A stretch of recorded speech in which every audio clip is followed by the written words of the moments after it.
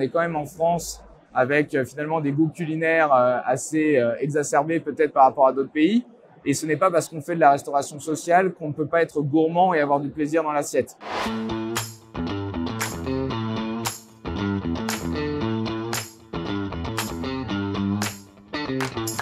Bonjour à tous, je m'appelle Paul Kipour, je suis directeur de la transformation chez Elior France et je m'occupe de différents sujets, notamment la réinvention de nos modes de restauration suite à la crise du Covid et également la mise en place de nouvelles initiatives pour plus de produits locaux, plus d'écologie, plus d'engagement environnemental et social.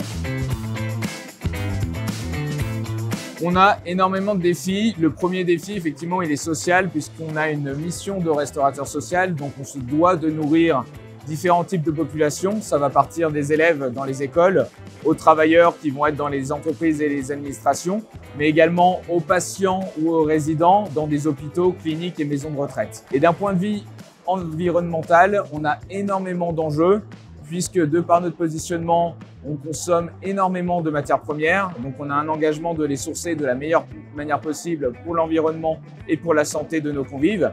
Et on a également un enjeu de limiter nos déchets alimentaires et l'utilisation du plastique.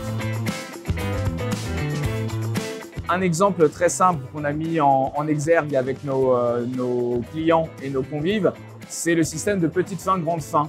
Quand un convive vient déjeuner, on lui demande effectivement s'il a beaucoup faim aujourd'hui ou très peu faim, ce qui permet d'adapter les portions et d'éviter en fait du déchet alimentaire qui serait produit par une personne qui n'a pas assez faim. On est déjà dans une mission de restaurateur social, c'est-à-dire qu'on nourrit finalement les populations au quotidien. Donc déjà, on a une influence très forte à ce niveau-là.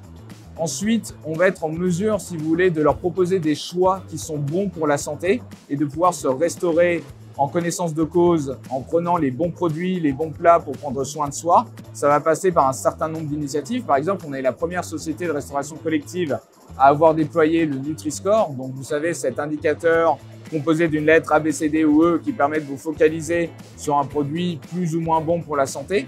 Et donc ça, c'est une transparence qu'on donne à nos convives et qui leur permet de choisir un plat en fonction de ce qu'ils veulent faire pour leur santé. C'est un énorme enjeu effectivement pour nous. Nos clients nous y poussent puisqu'il y a une volonté de consommer beaucoup plus de local, de production locale aujourd'hui. Et c'est quelque chose qu'on travaille de manière assez forte. Justement, très récemment, on a entériné le recrutement de responsables filières, donc des personnes qui seront localisées dans des bassins d'approvisionnement et qui seront en charge d'identifier les circuits d'approvisionnement locaux, de les mettre en place et de les mettre à disposition de tous les restaurants que l'on peut avoir dans les écoles, dans les entreprises ou bien encore dans les hôpitaux et les maisons de retraite. Nous, on va participer en fait à la vie de la ville de Paris de par notre activité. On a énormément d'entreprises en fait qui sont clients d'Elior et dont on participe à nourrir les collaborateurs. Idem pour des cliniques, des hôpitaux, des maisons de retraite. Idem pour des écoles. Et donc pour nous, on veut continuer en fait à avoir une vision de la ville de Paris positive, ancrée dans l'environnement à travers toutes les actions que je vous ai décrites, ancrée dans la santé, dans le bien-être et dans le plaisir aussi de manger. On est quand même en France avec finalement des goûts culinaires assez exacerbés peut-être par rapport à d'autres pays. Et ce n'est pas parce qu'on fait de la restauration sociale qu'on ne peut pas être gourmand et avoir du plaisir dans l'assiette. Le hacking, c'est un événement duquel Elior est partenaire depuis plusieurs années maintenant.